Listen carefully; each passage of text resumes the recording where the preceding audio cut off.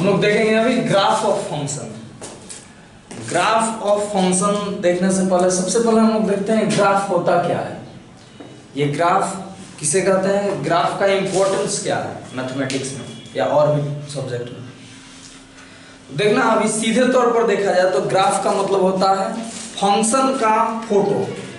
Graph of function मतलब function का photo, function का इमेज।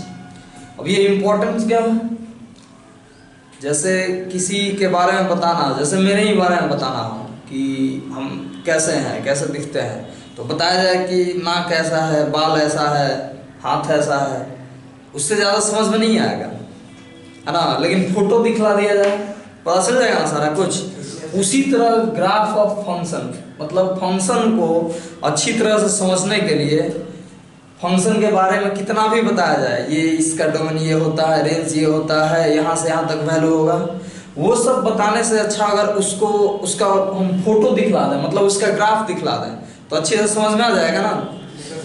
इसीलिए ग्राफ ऑफ फंक्शन इंपॉर्टेंट होता है। आगे हम लोग देखेंगे ग्राफ ऑफ फंक्शन। ये किसी भी फंक्शन का ग्राफ अगर हम ड्रॉ कर लें तो उसका काफ़ी सारा प्रॉपर्टीज हम लोग ऐसे ही देख सकते हैं और बड़ा से बड़ा क्वेश्चन बना सकते हैं। जैसे डोमेन निकालना, तो बहुत सारे फंक्शन का डोमेन हम लोग ग्राफ दिया हो तो हम लोग उसका ये फाइंड कर सकते हैं। रेंज फाइंड कर सकते हैं फंक्शन का, फंक्शन कैसा है, ऑड है कि इवन है, पीरियोडिक है कि नहीं, ये सब हम लोग ग्राफ से देख सकते हैं। आगे हम लोग पढ़ेंगे एक टॉपिक कंटिन्यूटी एंड डिफरेंशिएबिलिटी, तो उसको भी हम लोग ग्राफ के हेल्प से हम लोग किसी भी फंक्शन को चेक कर सकते हैं कंटिन्यूअस है कि नहीं, डिफरेंशिएबल है कि नहीं। तो ये सब आगे आगे और भी बहुत कुछ आएगा, जैसे एरिया आएगा। इनडिफिनिट इंटीग्रेशन के बाद हम लोग एरिया पढ़ेंगे 12th क्लास में, तो वो एरिया पढ़ने के लिए हम लोग को ग्राफ ड्रॉ करना पड़ेगा। इसलिए ये ग्राफ जो है ये फंक्शन के लिए आगे डिफरेंशियल कैलकुलस में कंटिन्यूटी डिफरेंशिएबिलिटी के लिए मैक्सिमम मिनिमम इंक्रीजिंग डिक्रीजिंग हर एक चीज़ के लिए इंपॉर्टेंट हो जाता है। और साथ ही इनडिफिनिट इंटीग्रेशन में कर्व ट्रेसिंग हमको आएगा, ये एरिया पढ़ेंगे तो कर्व ट्रेसिंग का जरूरत, तो इसीलिए ये ग्राफ तो काफ़ी इंपॉर्टेंट हो जाता है। ठीक है, हम लोग देखते हैं ग्राफ होता क्या है, ग्राफ का डिफिनीशन, ग्राफ को डिफाइन कैसे करेंगे। तो कोई भी function y equal to f x हो तो x के करस्पॉन्डिंग उस फंक्शन में x के करस्पॉन्डिंग y का जो वैल्यू होगा, तो उस x और y के सेट को, ऑर्डर्ड पेयर का जो सेट होगा, जो कलेक्शन होगा, उसी को हम लोग बोलते हैं ग्राफ। जैसे हम लोग ऐसे इसको डिफाइन कर सकते हैं, graph of function y equal to fx is a set of all the points, set of all the ordered pair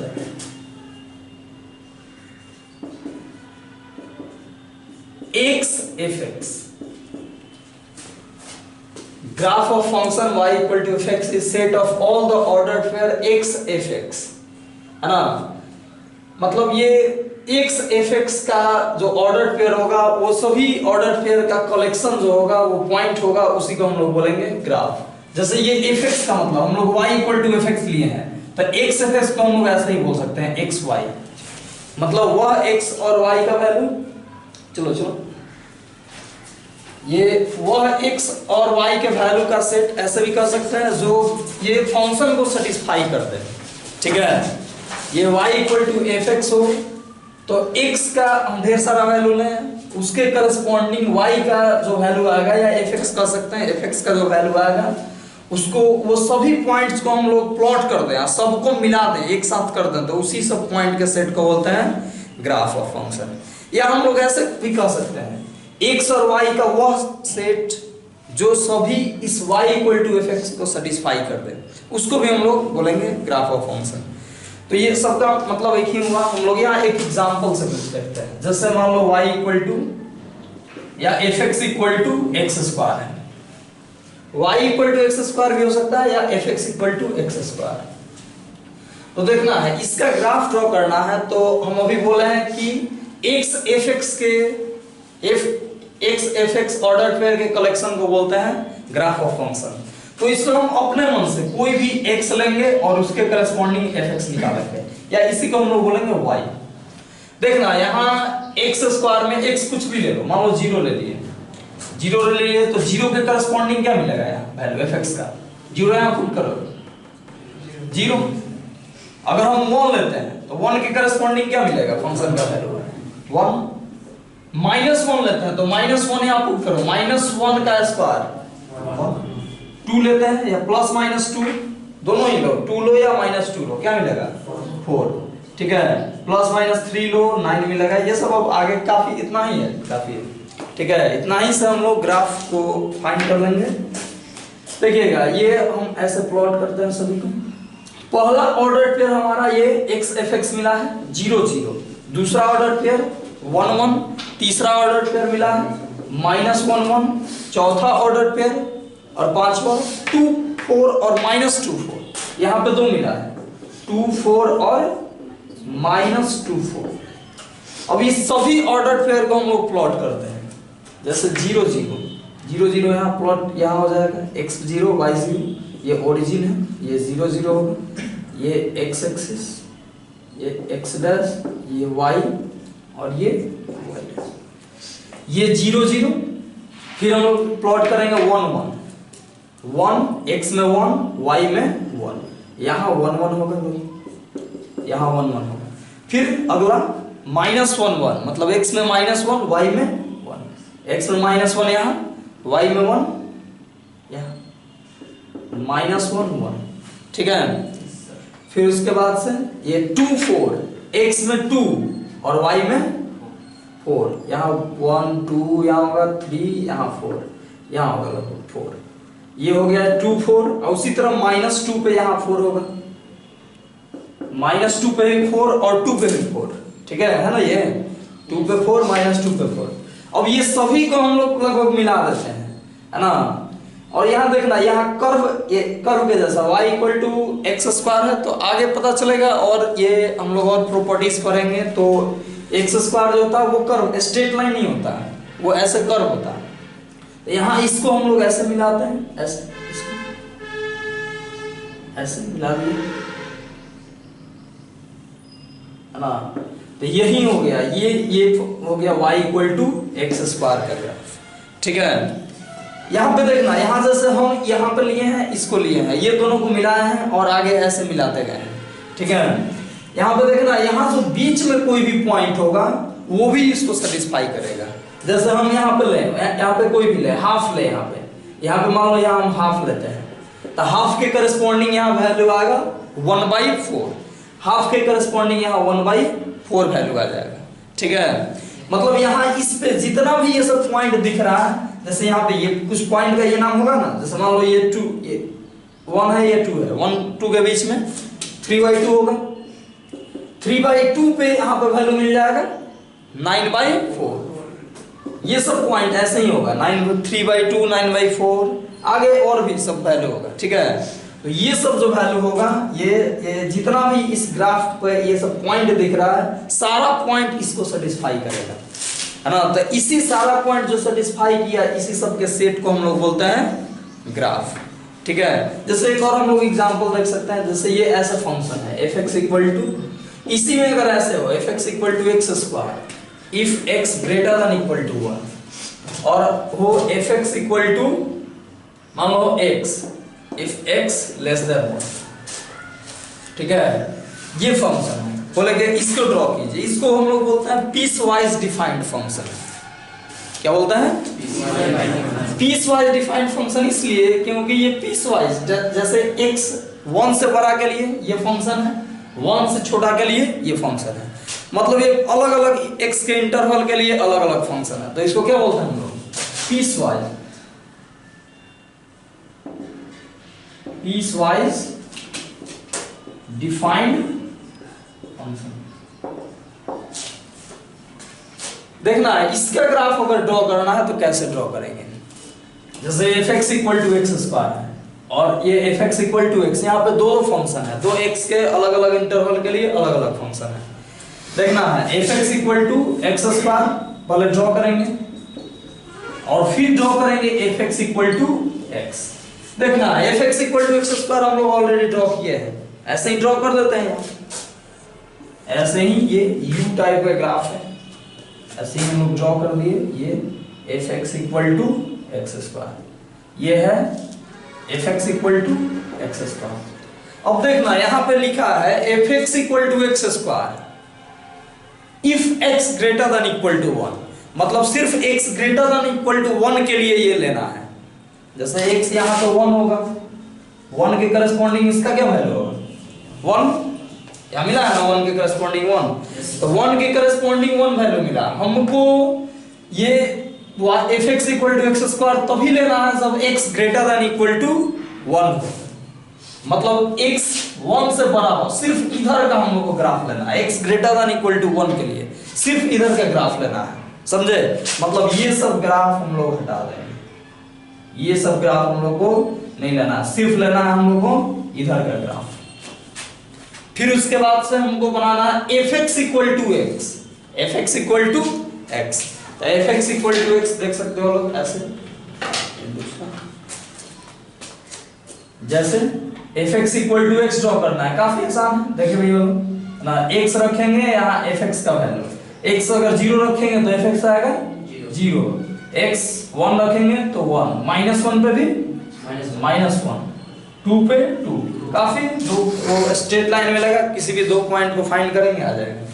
देखना है 0 पे 0 मिल रहा है, 0 पे 0 मतलब ये पॉइंट हो, सॉरी 1 0, फिर 1 पे 1 ये यहां से भी पास करेगा, फिर -1 पे -1, ये -1 पे देखना 1 मिला था और ये -1 पे -1, ये -1 पे और नीचे यहाँ -1 मिलेगा, यहाँ देखना इसी तीनों को हम मिला देते हैं, मिल जाएगा fx इक्वल टू एक्स, गिरा ना fx इक्वल टू एक्स ये। लेकिन देखना है यहाँ fx इक्वल टू एक्स कब लेना, जब x लेस देन 1 हो, हमेशा नहीं लेना है, जब x लेस देन 1 हो, मतलब 1 से छोटा हो, ये 1 से छोटा हो तभी हमको लेना है fx इक्वल टू एक्स। तो fx equal to x, x 1 से छोटा के लिए लेंगे, मतलब उधर वाला हटा देंगे, ये सब हटा देना है, ये सब हमारा ग्राफ में इंक्लूड है, ये है ना, ये है fx इक्वल टू एक्स। तो हमारा ग्राफ मेन फाइनल ग्राफ कौन सा हो गया, ये फंक्शन का fx इक्वल टू ये पीसवाइज डिफाइंड जो फंक्शन है, इसका ग्राफ ये हुआ, यहां से लेकर ये और ये पूरा ये, ठीक है, हम दोनों ग्रीन से ही बनाते, ये ब्लैक वाला जो था वो इसका ये पार्ट था और ग्रीन वाला जो है ये इसका पार्ट है, ये इसका पार्ट है। तो ये टोटल ये सब हम लोग हटा देंगे, टोटली पूरा हटा देंगे, ये पूरा हटा देंगे, तो यही हो गया fx इक्वल टू ये इस पीसवाइज डिफाइंड फंक्शन का वैल्यू, समझे सभी लोग। चलिए तो और भी है। अब देखिए हम बताया था जो ग्राफ का इंपॉर्टेंट जो बताए थे, उसमें बताया था कि ग्राफ देखते हैं उसका सारा कुछ पता चल जाएगा, है ना। तो जैसे देखना ये आगे हम बताएंगे अभी जस्ट कि ये ग्राफ का डोमेन जो होता है वो x का वैल्यू होता है, मतलब x का ये ग्राफ जहां जहां लाई कर रहा है उसके करस्पॉन्डिंग x का क्या क्या वैल्यू है उसको बोलते हैं हम लोग डोमेन। तो देखना ये x का, इसमें x के किस किस वैल्यू के लिए ग्राफ है देख सकते हो लोग, यहाँ पे ये ग्राफ पूरा इधर नीचे तक आया होगा, मतलब पूरा x -∞ तक गया होगा, उसके करस्पॉन्डिंग भी ग्राफ मिलेगा, मतलब x इधर -∞ तक के लिए भी कुछ ना कुछ मिलेगा, इधर ये पूरा ऊपर ऐसे जाएगा, ऊपर इधर भी जाएगा ऊपर भी जाएगा, मतलब इधर x जितना आगे जाएगा उसके करस्पॉन्डिंग कुछ ना कुछ वैल्यू मिलेगा। इसमें पुट करो x कुछ भी पुट करो, 1 लाख 10 लाख कितना भी पुट करो, उसके करस्पॉन्डिंग कुछ आएगा वैल्यू ना। तो ये इसका देख सकते हैं x का वैल्यू ये -∞ से +∞ के लिए ग्राफ है। तो x के जिस वैल्यू के लिए ये ग्राफ होता है डिफाइंड होता है उसी को हम लोग बोलते हैं इस फंक्शन का डोमेन। उस x के लिए जो y का वैल्यू होता है उसको बोलते हैं हम लोग रेंज। तो इसका डोमेन क्या हो जाएगा ऑल रियल नंबर, मतलब -∞ to ∞ है, इसको बोलेंगे ऑल रियल नंबर, ठीक है।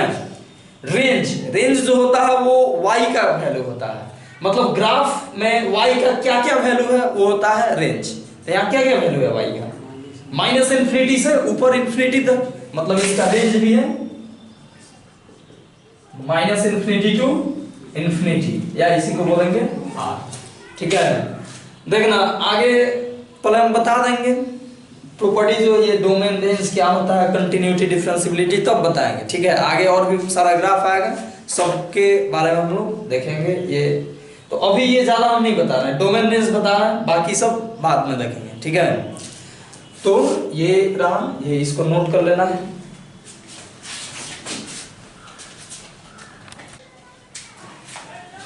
देखिएगा हम लोग नेक्स्ट यहाँ पे देखेंगे, अभी हम लोग देखे थे ग्राफ का डिफिनीशन, तो यहाँ टॉपिक में ही ग्राफ ऑफ फंक्शन था, या डिफिनीशन यहाँ हम लोग जितना भी देखे उसमें फंक्शन इतना ही देर में तो वो बहुत बार आ गया है। तो ये फंक्शन समझ लेना चाहिए पहले कि फंक्शन क्या होता है। ठीक है, तो हम लोग पहले देख लेते हैं फंक्शन क्या होता है, उसका डोमेन, रेंज, कोडोमेन। ठीक है, और बस मतलब हम सिर्फ इंट्रोडक्शन एक थोड़ा सा देंगे फंक्शन का, फंक्शन में पूरा पढ़ाएंगे। देखिएगा फंक्शन क्या होता है, हम लोग ये सबसे पहले इसका डिफिनीशन लिख देते हैं। If A and B are two non empty set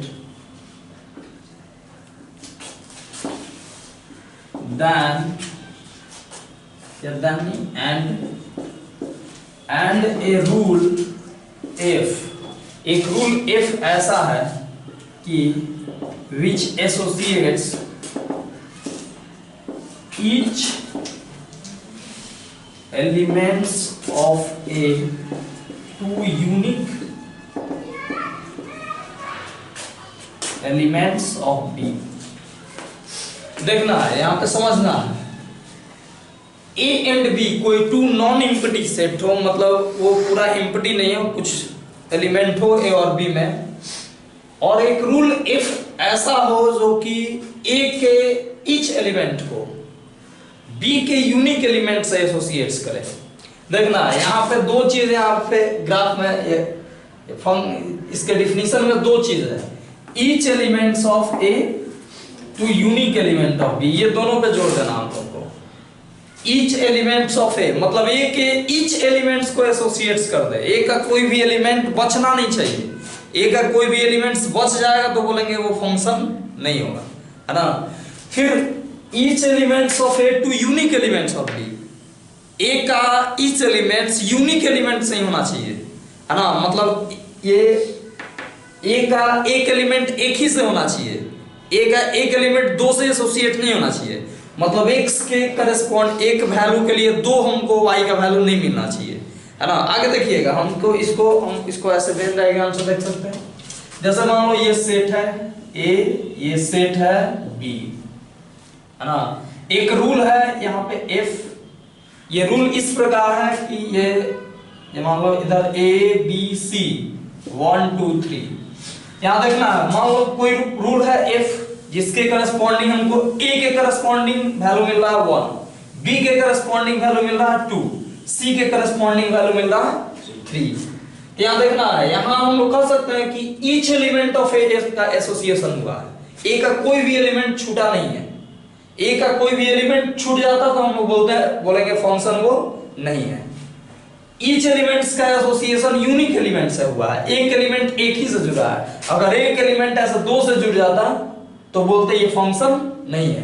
ठीक है, ये फंक्शन नहीं होगा। ये ईच एलिमेंट्स ऑफ ए ये should be associated to unique element of B. देखना है यहाँ पे जैसे एक और हम ये देते हैं, यहाँ ए ये बी, ये कोई रूल एफ है, हम बोले हैं एक का ईच एलिमेंट यूनिक एलिमेंट से, मतलब एक एलिमेंट एक से होगा, एक एलिमेंट दो से नहीं होगा, लेकिन इसका दो एलिमेंट एक से एसोसिएट हो सकता है, वो फंक्शन कहलाएगा। जैसे देखना है यहाँ A B C मान लो 1 2 है, ठीक है, अब ये A भी 1 से एसोसिएट है, B भी 1 से, है ना, और C 2 से, बोलेंगे ये फंक्शन डिफाइंड है, ये फंक्शन है।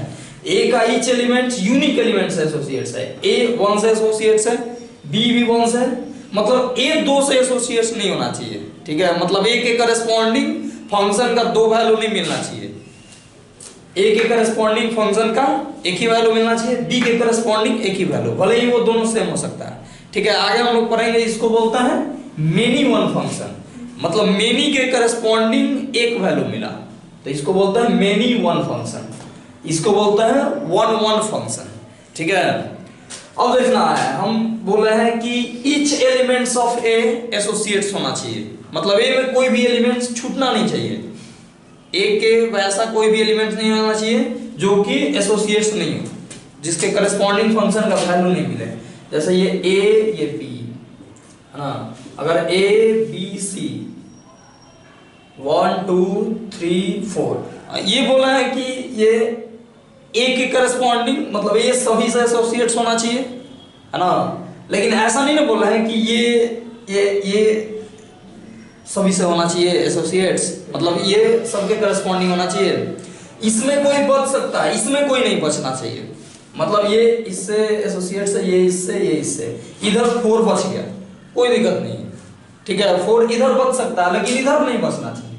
ठीक है, जैसे हम ये एक एग्जांपल देते हैं, ये ए है ये बी है, ये ए बी सी 1 2, मान लो ये A1 से B2 से एसोसिएट्स है, C किसी से एसोसिएट्स नहीं है, तो ये बोलेंगे ये जो रूल F है वो बोलेंगे F इज अनडिफाइंड, यहाँ फंक्शन डिफाइंड नहीं होगा। ठीक है, यहाँ फंक्शन डिफाइंड नहीं होगा, या हम लोग ऐसे लिखें, या ऐसे लिखें, ये A है ये B है, ये रूल F है, यहाँ A B C है, और यहाँ 1 2 3 4, मान लो A1 से एसोसिएट्स है, A फिर 2 से भी एसोसिएट्स है, फिर B3 से एसोसिएट्स है, C4 से एसोसिएट्स है। ठीक है, तो भी यहाँ एक एलिमेंट्स 2 से एसोसिएट्स हो गया तो इसको बोलेंगे फंक्शन डिफाइंड नहीं है ना, तो ये यहाँ बोलेंगे F इज नॉट डिफाइंड, मतलब यहाँ जो रूल F है वो फंक्शन के लिए डिफाइंड नहीं है ना, मतलब ये फंक्शन है, ये फंक्शन है, ये फंक्शन के लिए डिफाइंड है, ये सब फंक्शन के लिए डिफाइंड नहीं है। यहाँ हम और कुछ बताना चाहेंगे, if A and B are two non-empty sets and a rule F which associates each elements of A to unique elements of B, तो बोलेंगे then ये रूल F जो होता है उसी रूल F को बोलते हैं हम लोग फंक्शन, बोलेंगे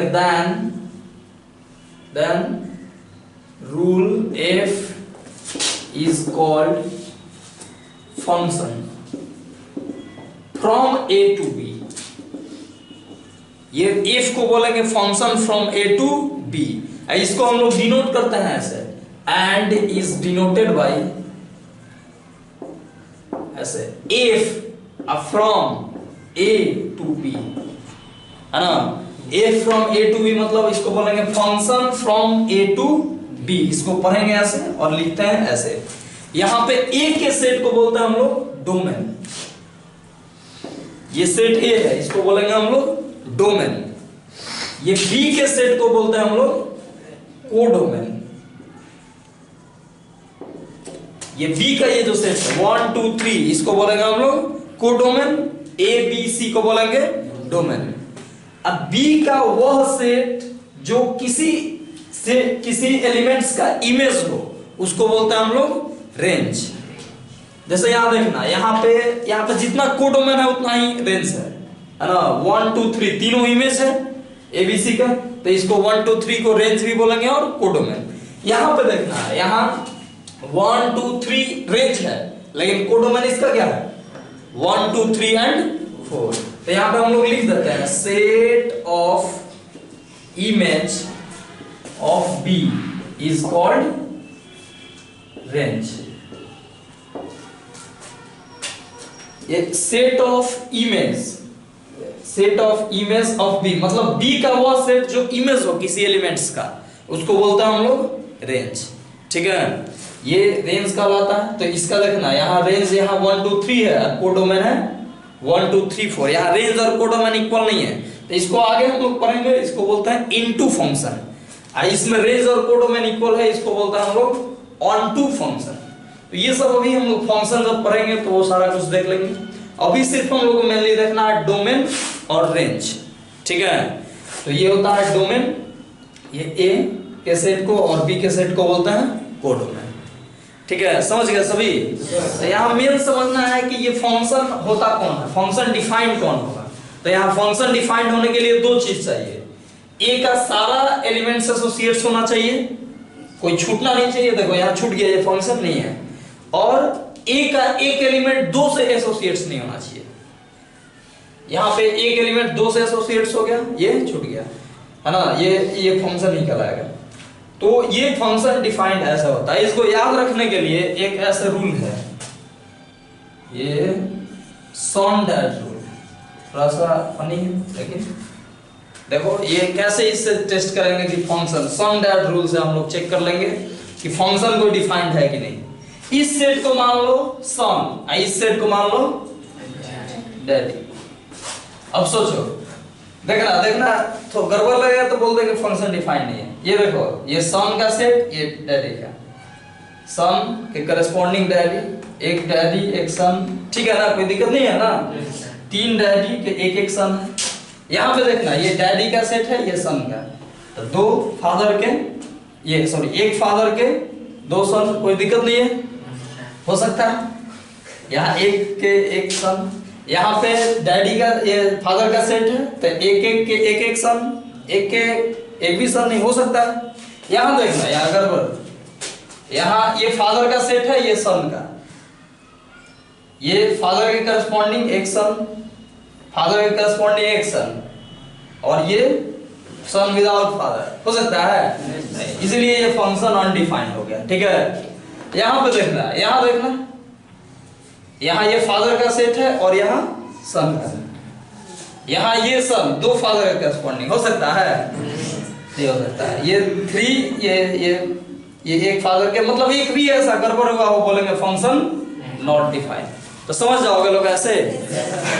तो ऐसे ये हम लोग देख सकते हैं कि कोई फंक्शन डिफाइंड है कि नहीं। ठीक है, तो नोट कर लो ये सब।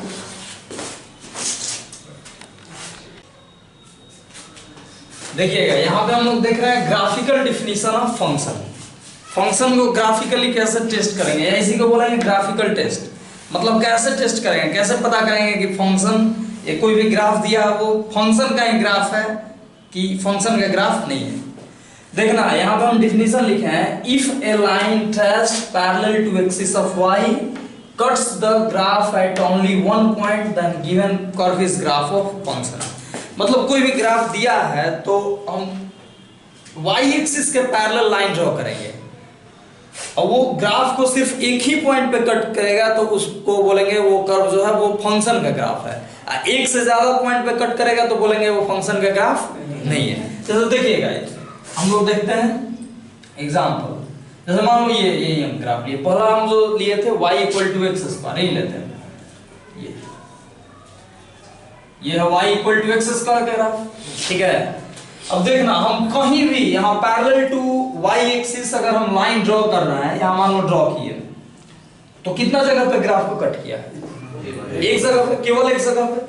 कहीं भी ड्रॉ करें, इधर ड्रॉ करें, इधर ड्रॉ करें, कहीं भी ड्रॉ करें तो हमको सिर्फ एक ही, ये ग्राफ को एक ही जगह पे कट किया, तो ये ग्राफ जो होगा वो फंक्शन का ग्राफ होगा, है ना, नहीं तो ये फंक्शन का ग्राफ नहीं होगा। जस्ट देखना क्यों होगा, अभी हम लोग जस्ट डिफिनीशन पढ़े हैं, तो डिफिनीशन में क्या था, यूनिक एसोसिएशन होना चाहिए, एक के करस्पॉन्डिंग एक होना चाहिए। या देखना यहाँ मान लो ये 1 है तो 1 के करस्पॉन्डिंग 1 मिला, 2 है तो 2 के करस्पॉन्डिंग क्या मिलेगा इसमें वैल्यू 4, 2 यहाँ पुट करोगे तो 4 मिलेगा, -1 के करस्पॉन्डिंग 1।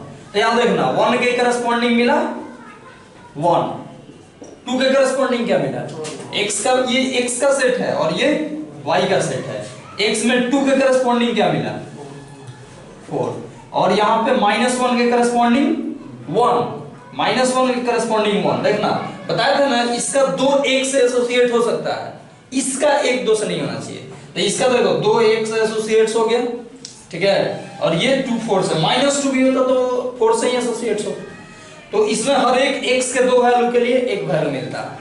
ठीक है, देखना है ग्राफ का हम लोग जो डिफिनीशन पढ़े थे उसमें क्या था कि इसमें कोई बचना नहीं चाहिए, है ना। तो x कोई भी रियल नंबर लेंगे तो उस रियल नंबर के करस्पॉन्डिंग फंक्शन का कुछ वैल्यू मिल जाएगा, मतलब सारा रियल नंबर, ये सभी रियल नंबर के लिए कुछ ना कुछ वैल्यू आएगा। हम सिर्फ इतना ही लिए, या एक दो से एसोसिएट्स नहीं होना चाहिए। तो एक दो से एसोसिएट्स है यहाँ पे नहीं है, तो ये हो गया, ये ग्राफ का फंक्शन है, मतलब ये ग्राफ डिफाइंड है। जैसे हम ये करें y equal to x square है, अगर हम x square equal to y है तो वही हो गया उल्टा। एक मिनट, ये y square equal to x है ना, तो ये पाराबोला का ग्राफ है, और ऐसे राइट वार्ड पाराबोला, ऐसे ये पाराबोला का ग्राफ होता है।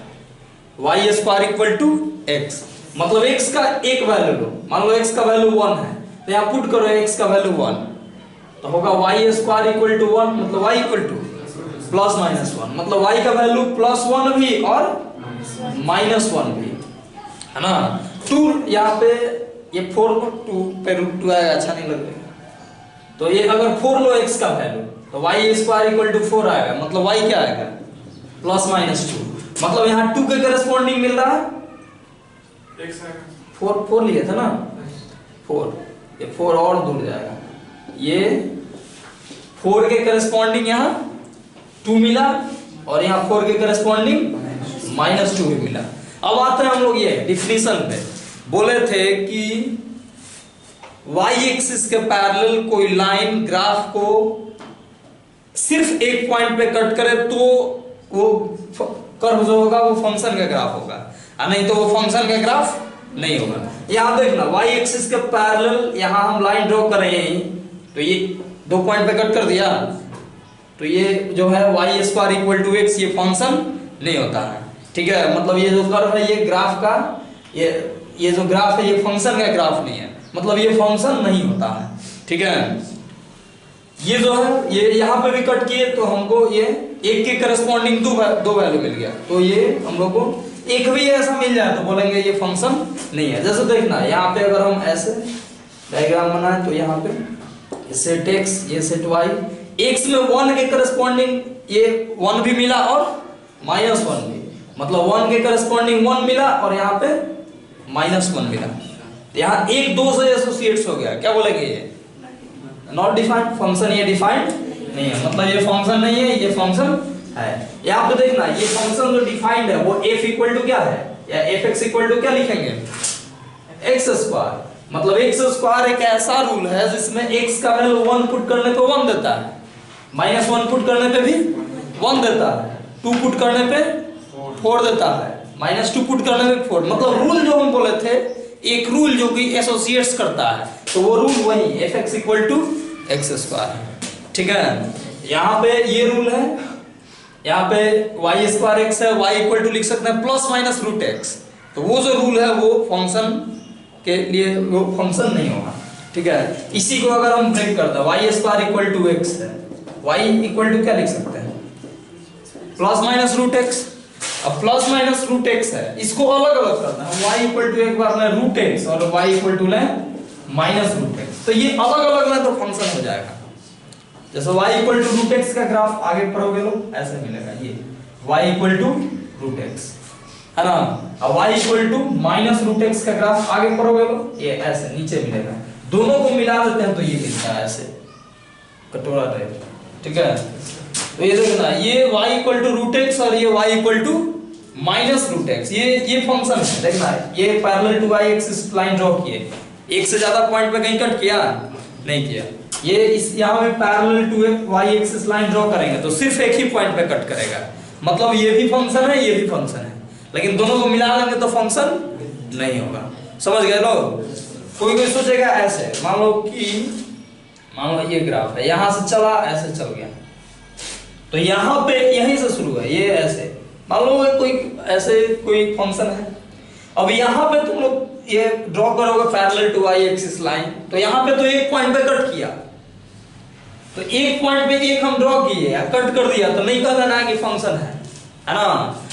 कोई भी line parallel to y axis, कोई भी लाइन ये एक से ज्यादा पॉइंट पे कट नहीं करना चाहिए, ये कट किया एक ही पॉइंट पे तो ये इससे नहीं करना है, फिर लाइन ड्रॉ करके देखना है, मान लो इधर ड्रॉ किए तो 2 पॉइंट पे कट कर दिया तो ये बोलेंगे फंक्शन नहीं है, मतलब कोई भी एक लाइन y एक्सिस के पैरेलल ग्राफ को एक से ज्यादा पॉइंट पे कट करे तो बोलेंगे वो फंक्शन का ग्राफ है ना, ये नहीं है, समझ गए, ये ग्राफिकल डेफिनेशन है ना, तो इसको नोट कर लीजिए।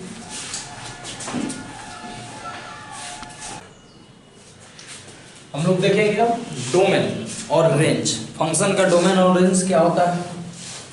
तो यहाँ पे हम लोग देख रहे हैं set of values of x for which function is defined is called domain.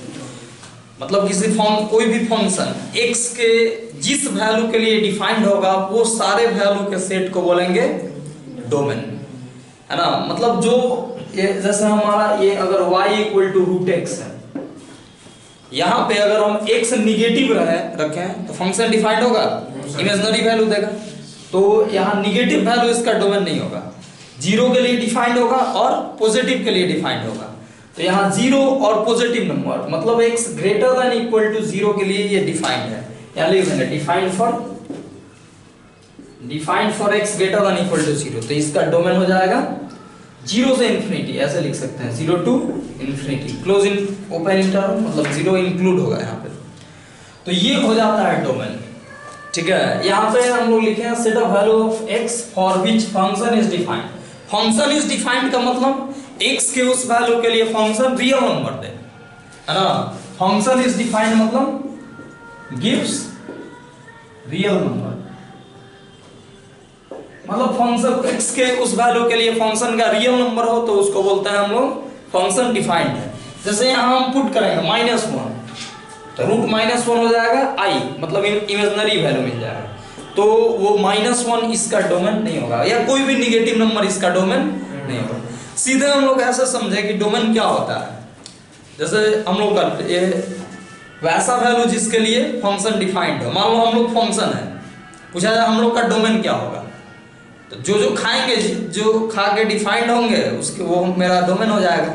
जैसे दाल चावल सब्जी रसगुल्ला जो भी है, पिज्जा, ये सब खाने से कुछ नहीं होगा, मतलब हम लोग डिफाइंड रहेंगे तो ये डोमेन होगा। जैसे डोमेन, जैसे हम लोग पोटेशियम साइनाइड खा लें, है ना, तो अनडिफाइंड हो जाएंगे।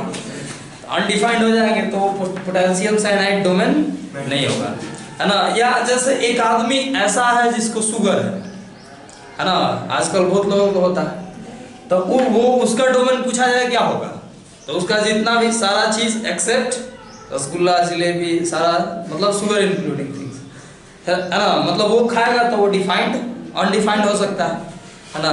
इसलिए ये उसका डोमेन हो जाएगा, मतलब all items minus rasgulla jalebi हो, ठीक है। चलो देखना है तो ये हो जाएगा, मतलब डोमेन समझ गए सभी ना।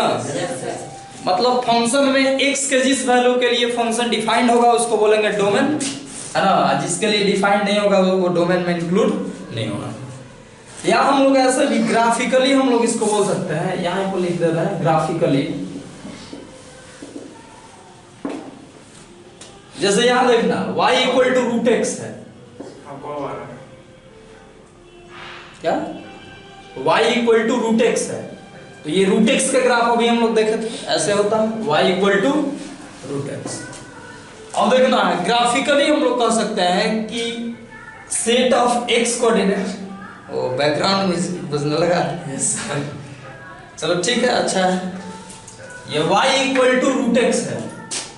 अब देखना हम लोग ग्राफिकली कहते हैं कि x का जो ये मतलब ये ग्राफ x के जिस वैल्यू के लिए है उस वैल्यू को बोलते हैं सेट ऑफ डोमेन।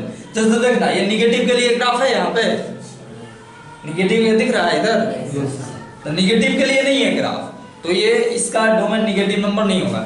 जीरो के लिए ग्राफ है और जीरो से बड़ा, इधर सभी नंबर के लिए ग्राफ है। तो ग्राफिकली हम लोग बोल सकते हैं, यहाँ पर लिख देते हैं graphically set of x coordinate of graph of function is called domain। समझे, मतलब कि ये ग्राफ अगर हम ड्रॉ करें, ग्राफ से पता करना है इसका डोमेन क्या होगा, तो x कोऑर्डिनेट का जो ये ग्राफ में x कोऑर्डिनेट जो है ये इसका, जैसे ये पॉइंट है, इसका करस्पॉन्डिंग x कोऑर्डिनेट 0, इधर का करस्पॉन्डिंग x कोऑर्डिनेट सारा का पॉजिटिव, है ना। तो x कोऑर्डिनेट को इधर y कोऑर्डिनेट, ये सब देखना y कोऑर्डिनेट भी पॉजिटिव है, आगे रेंज वो होता है। x कोऑर्डिनेट के सेट इसमें है 0 और पॉजिटिव, तो ग्राफिकली हम लोग बोल सकते हैं इसका डोमेन होगा 0 टू इंफिनिटी, है ना, मतलब 0 टू इंफिनिटी के लिए डिफाइंड होगा, x का वैल्यू 0 टू इंफिनिटी पुट करेंगे तो ये डिफाइंड रहेगा। फिर रेंज जो होता है, फिर हम लोग देखते हैं रेंज। अब देखना, जिस डोमेन x के जिस वैल्यू के लिए डिफाइंड होता है उसको बोलता है डोमेन, है ना। अब वो जो डिफाइंड वैल्यू आता है, जैसे डोमेन हम पुट करेंगे फंक्शन में, जो डिफाइंड वैल्यू आएगा वो सभी के सेट को बोल देते हैं रेंज, है ना। जैसे मान लो यहाँ सब 0 टू इंफिनिटी पुट करेंगे, तो 0 टू इंफिनिटी पुट करने पे क्या क्या आएगा, वो जो आएगा उसी के सेट को हम लोग बोलते हैं रेंज। तो देखो लिखे हैं, set of value of f x corresponding to its domain is called range. मतलब डोमेन एक्स का वैल्यू है, उस एक्स के वैल्यू के करस्पॉन्डिंग फंक्शन का जो वैल्यू आएगा उसको बोलते हैं हम लोग रेंज। समझ गए? तो जैसे देखना, इसी में अब x का वैल्यू पुट करेंगे, या हम लोग ग्राफिकली भी देख सकते हैं। यहां देखना, जैसे सेट ऑफ x कोऑर्डिनेट हुआ, उसी तरह सेट ऑफ y कोऑर्डिनेट को बोलते हैं हम लोग range. Set of y coordinate, ठीक है, आगे वही ऊपर वाला सेट ऑफ y कोऑर्डिनेट, मतलब ग्राफ ऑफ फंक्शन में y कोऑर्डिनेट का जो सेट होगा उसको बोलेंगे रेंज। क्यों? क्योंकि x पुट करेंगे, x को बोलता है डोमेन, डोमेन पुट करेंगे तो जो आएगा वो y ही होगा ना, तो इसीलिए ये x मतलब डोमेन को पुट करने से जो वैल्यू आता है उस वैल्यू के सेट को बोल देते हैं हम लोग रेंज। यहाँ x के वैल्यू पुट करने पे क्या क्या आएगा वैल्यू, 0 टू इंफिनिटी पुट करोगे तो 0 पे 0, 1 पे पॉजिटिव ही आएगा ना, पॉजिटिव नंबर पुट करने पे पॉजिटिव आएगा, मतलब इसका रेंज हो जाएगा ये भी 0 टू इंफिनिटी। 0 पे है, देखना ये डिफाइंड है, 0 पे इसका 0 पे 0 मिला है और आगे पॉजिटिव के लिए पॉजिटिव मिला है, मतलब इसका रेंज 0 टू इंफिनिटी। जैसे y इक्वल टू हमने log x, log x log के बारे में जानते होंगे लोग कि ये log x तब डिफाइंड होता है जब x ग्रेटर देन 0, पॉजिटिव हो, 0 भी नहीं, हम लोग बोलता है is defined for x greater then 0। x 0 रखेंगे या निगेटिव रखेंगे तो ये डिफाइंड नहीं होगा, मतलब इसका डोमेन क्या हो जाएगा 0 टू इंफिनिटी। देखना यहाँ ओपन दिया है, मतलब 0 इंक्लूड नहीं है, इंफिनिटी तो कभी इंक्लूड नहीं होता। इसका रेंज जो होता है वो देखना, y equal to log x का ग्राफ ये होता है 1 0, 1 पे कट करता है x एक्सिस को, आगे बताएंगे ये कैसे होता है ना। अभी सिर्फ समझ लेना ग्राफ ऐसे होता है, ठीक है, मतलब इसका वैल्यू निगेटिव भी आता है और पॉजिटिव भी आता है। ये इसका वैल्यू ये बेस 1 से बड़ा है, मतलब y equal to log x है, मान लो e ही बेस है, बेस e है यहाँ, तो ग्राफ में 1 से छोटा के लिए ग्राफ उल्टा हो जाता है, ऐसे ये डिक्रीजिंग हो जाता है।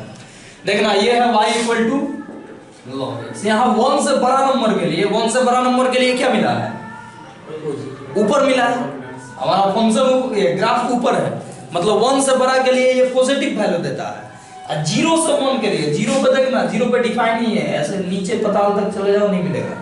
हाँ ये देखना, ये पूरा 0 टू 1 के लिए ये फंक्शन का वैल्यू क्या है, नेगेटिव। देख रहे हो ग्राफ x एक्सिस के नीचे है, x एक्सिस के नीचे मतलब y का वैल्यू नेगेटिव, x का वैल्यू पॉजिटिव है लेकिन y का वैल्यू नेगेटिव है। तो यहाँ डोमेन हो गया 0 टू इंफिनिटी, 0 के आगे इंफिनिटी तक, range minus infinity two plus infinity, मतलब रेंज हो जाएगा ऑल रियल नंबर, या बोलेंगे माइनस इंफिनिटी टू इंफिनिटी।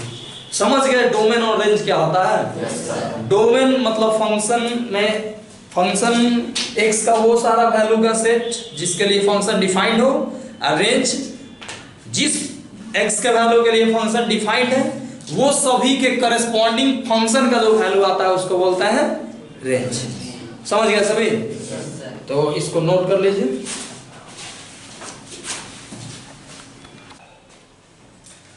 देखना है एक दो यहाँ छोटा सा चीज है, उसको हम लोग देख लेते हैं। कंटिन्यूटी ऑफ फंक्शन और डिफरेंशिएबिलिटी ऑफ फंक्शन, ये क्या होता है? देखो बोल रहा है, a function y equal to f(x) is said to be continuous if its graph do not break at any point. किसी भी फंक्शन का ग्राफ अगर किसी भी पॉइंट पे ब्रेक कर जाए तो बोलेंगे वो उस पॉइंट पे कंटिन्यूअस नहीं है, है ना। जैसे हम ऐसे ये हम बना रहे हैं, जैसे मान लो ये हम y equal to x square, ये देख लो कहीं भी ब्रेक है, पूरा एकदम स्मूथ ग्राफ है और कहीं भी ब्रेक नहीं है, तो बोलेंगे ये कंटिन्यूअस है, पूरा पूरा सभी डोमेन के लिए ये कंटिन्यूअस है। कोई भी हम ऐसे मान लो ये बनाए ग्राफ, ये आगे पढ़ोगे y equal to mod x का ग्राफ है, ये देखना ये कहीं भी ब्रेक किया है, ये ग्राफ ब्रेक करना मतलब कि उस ग्राफ को बनाने के लिए पेन को उठाना पड़े, कहीं भी उठाना पड़ेगा इस ग्राफ को बनाने के लिए, नहीं उठाना पड़ेगा, मतलब ये बोलेंगे ये भी कंटिन्यूअस है ना। लिखते जाते हैं कंटिन्यूअस है,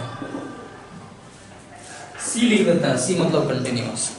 अब देखना ये हम ऐसे एक ग्राफ बनाए, मान लो ऐसे यहाँ तक बनाए यहाँ, और फिर यहाँ से ऐसे ग्राफ है, पीस वाइज जो डिफाइंड फंक्शन बताए थे वो ऐसा हो सकता है, ठीक है। तो ये देखना यहाँ तक हम आए, मान लो यहाँ से शुरू है ये ऐसे फिर जाए, तो इस ग्राफ को बनाने के लिए यहाँ से यहाँ तक लाया, फिर ये पेन को उठाना पड़ा, पेन को उठाना पड़ा मतलब ये ब्रेक हो गया, ब्रेक हो गया तो बोलेंगे कंटिन्यूअस नहीं है, ठीक है। या कोई भी ग्राफ जैसे मान लो ये है, ये ऐसे है, यहाँ पे नहीं है, यहाँ पे ऐसे है, इस पे कुछ फंक्शन ये एक वैल्यू, मान लो ये कोई x1 वैल्यू, यहाँ से ग्राफ ऐसे आया, x1 के करस्पॉन्डिंग थोड़ा और, मान लो ये कुछ है y1 है और ये y2 है, x1 के करस्पॉन्डिंग y2 वैल्यू मिला, x1 के जस्ट पहले भी y1 ही मिला, जस्ट बाद भी y1 मिला, कहीं भी ब्रेक नहीं है, लेकिन यहाँ एक जगह उठाना पड़ा, मतलब ग्राफ ऐसे है, यहाँ से यहाँ है, यहाँ नहीं है ग्राफ, यहाँ पे है, फिर यहाँ पे पेन उठाना पड़ा ना, तो ये भी कंटिन्यूअस नहीं है, नॉट कंटिन्यूअस, यहाँ भी ये भी नॉट कंटिन्यूअस, ठीक है। मतलब पेन को उठाना पड़े, मतलब ग्राफ कहीं भी ब्रेक हो जाए तो उसको बोलेंगे हम लोग कंटिन्यूअस नहीं है, ठीक है। फिर डिफरेंशिएबल के लिए क्या बोल रहा है कि ये function is said to be differentiable at a point if its graph has no corner point at that point, मतलब ग्राफ में कहीं भी कॉर्नर पॉइंट बन जाए तो उसको बोलेंगे वो डिफरेंशिएबल नहीं होगा। जैसे देखना मतलब पूरा स्मूथ होना चाहिए, याद देखना ये ग्राफ देख रहे हो पूरा स्मूथ है, कॉर्नर इसमें नहीं बना है, इसमें एकदम बाइक चलाओ एकदम ऐसे जाएगा, है ना। तो ये देखो पूरा ये स्मूथ है, कहीं भी ये कॉर्नर नहीं है, मतलब ये डिफरेंशिएबल भी है, कंटिन्यूअस भी है और डिफरेंशिएबल भी है। ये देखना ये कंटिन्यूअस है, लेकिन यहां देखना जीरो पे ये ऐसे शार्प टर्म बन गया, कॉर्नर पॉइंट मिल गया, तो ये जीरो पे बोलते हैं y equal to mod x, zero पे डिफरेंशिएबल नहीं है, ठीक है। यहाँ पे बोलता है not differentiable at x equal to zero, zero पे ये डिफरेंशिएबल नहीं है, बोला यार इधर डिफरेंशिएबल है, एकदम है, इधर डिफरेंशिएबल है, सिर्फ जीरो पे नहीं है, इधर डिफरेंशिएबल है, इधर डिफरेंशिएबल है। आगे और हम लोग देखेंगे कंटिन्यूटी डिफरेंशिएबिलिटी जब पढ़ेंगे तो आगे उसका एनालिटिकल ये जो होता है डेफिनेशन वो देखेंगे, मतलब उसके बारे में एक टॉपिक ही है कंटिन्यूटी डिफरेंशिएबिलिटी। सिर्फ हम देख रहे हैं ग्राफिकल टेस्ट, कोई ग्राफ देखकर और कैसे असाइन करेंगे कि वो कंटिन्यूअस है या डिफरेंशिएबल है। तो ये देखना शार्प टर्म मिल गया मतलब डिफरेंशिएबल नहीं है, स्मूथ मिला मतलब डिफरेंशिएबल है, यहाँ टूट गया ब्रेक हो गया, है ना। तो कंटिन्यूअस नहीं है, साथ में डिफरेंशिएबल भी नहीं है। डिफरेंशिएबल के लिए होना चाहिए कि शार्प ये मतलब कहीं टूटा भी ना हो और शार्प टर्म भी ना मिले, है ना। मतलब ये ऐसे ही टूट गया बोलेंगे नॉट डिफरेंशिएबल, नॉट डिफरेंशिएबल यहाँ पे सिर्फ ये इस पॉइंट पे, बाकी बोला है जीरो पे डिफरेंशिएबल है तो है, जीरो पे डिफरेंशिएबल है ये फंक्शन, नॉट डिफरेंस इसको मान लो x1 at x equal to x1, ये भी not continuous at x equal to x1 है, x1 पे सिर्फ ये कंटिन्यूअस नहीं है, बाकी x1 के पहले और x1 के बाद में ये कंटिन्यूअस है। पूछा जाए ये जीरो पे कंटिन्यूअस है कि नहीं, तो है, ठीक है। ये भी यहाँ पे डिफरेंशिएबल नहीं होगा इस पॉइंट पे, ठीक है।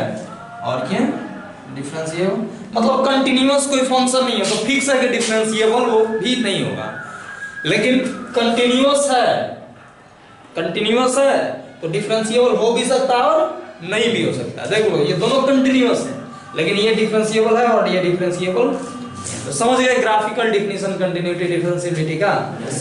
ग्राफ देखकर बता सकते हो लोग ना कंटिन्यूअस है कि डिफरेंशिएबल है, समझ गए। तो इसको नोट कर लीजिए।